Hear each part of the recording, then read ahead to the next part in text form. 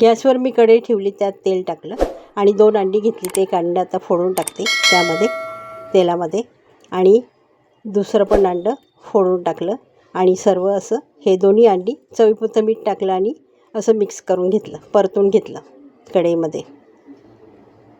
आता हे परतलेलं अंडं मी ताटामध्ये काढून घेतलं.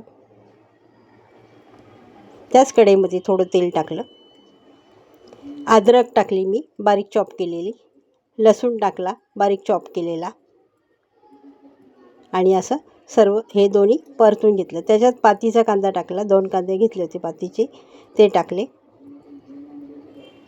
आणि एक सिमला मिरची आणि कांद्याची पात हे टाकले आणि त्यात रेड चिली सॉस टाकला, ग्रीन चिली सॉस टाकला त्यावर आणि 1 वाटी तांदूळ मी बॉईल करून घेतले होते ते टाकले आणि त्याच्यावर सोयाबीन सॉस टाकला